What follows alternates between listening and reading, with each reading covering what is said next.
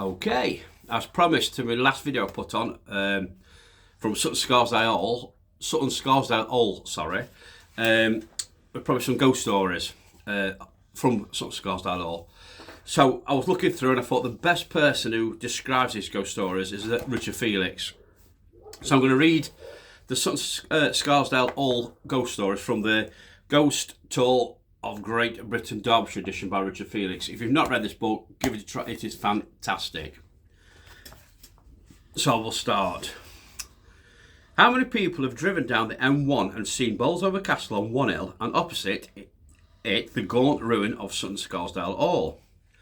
Built in 1724 by Smith of Warwick, the 18th century remodelling of an earlier house is now in ruins, but visitors can see the fragments of its former rich plaster decoration. Once one of Derbyshire's finest houses, it was built for the First Lord of Scarsdale, who is supposed to have been the model for the old pier in Oggrath's The Rake's Progress. A later owner was thought to have been the inspiration for the character Sir Clifford Chatterley in D.H. Lawrence's novel Lady Chatterley's Lover. Furniture and fittings and roof lead were all sold off after World War I, 1914 to 1918, and panelled rooms from the hall are housed in museums in Philadelphia and Los Angeles. Sutton Scarsdale was the home of the Leake family for many years and is a very haunted house indeed. What is left of the interior of the hall gives rise of stories of the disembodied floating arms, smells of tobacco, footsteps and unexplained screams. Something happened to me at Sutton Scarsdale a few years ago when I went there to take part in a BBC Radio Derby broadcast. We arrived in front of the hall and tried to get a signal to enable us to do a live satellite link back to the radio station's base in Derby. But just as we were about to broadcast, the signal disappeared. Thinking very quickly, we instead attempted to dial the studio from a mobile phone, but again we couldn't find a signal. Undeterred, we drove around to the other side of the building, but the same thing happened. We put up the transmitter mast, but couldn't get a signal. Strangely, however, as we drove away just 100 yards from the hall, we received a call on the mobile phone from BBC Radio Derby asking what had happened.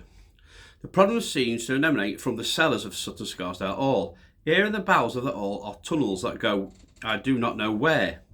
So the tunnel's one about the tunnel. There is meant to be a tunnel there from the cellars goes under, so what goes under what now is the M1 and up to Bolsover Castle. I don't know how true it is. It's got to be very deep tunnels if that's the case.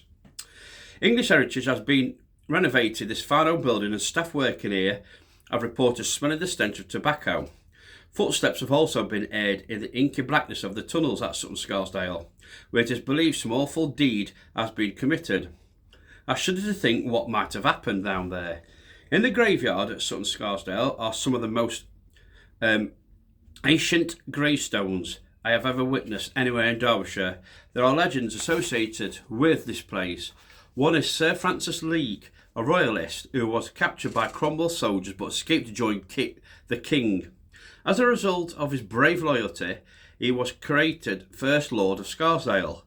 When the king was executed, Sir Francis had his own grave dug at Sutton Scarsdale, and every Friday he dressed in sackcloth and lay in his own open grave in commemoration of the king. Another legend is associated with Sir Nicholas Leake, who before he left to fight in the Crusades, took out his sword and split his wedding ring, giving half to his wife and keeping half as a good luck token. He was captured during the Crusades and spent many years in a dark, dank prison. One day, dreaming of home, he was transported through the air and landed in the porch of the church at Sutton Scarsdale Hall. He went to the doors of his house and demanded to be let in, but he was in such a bad state that no one recognised him, and he was refused entry. He then remembered that he still had his half of the split ring and took it out of his pocket and told the servants to give it to his wife. She put the two pieces together and immediately realised her beloved had returned home.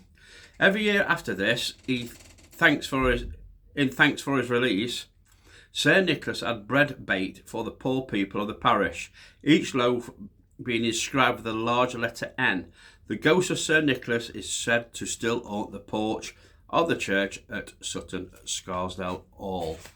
So I hope you enjoyed that. Like I say, that little ghost story there is in connection with the last video I put on. Enjoy it. Like I say, if you've not read this book, The Ghost Tour of Great Britain, Derbyshire edition, by Richard Felix, please read it. It is very good. So anyway, thanks for listening, guys, and we'll see you in the next video. Bye-bye.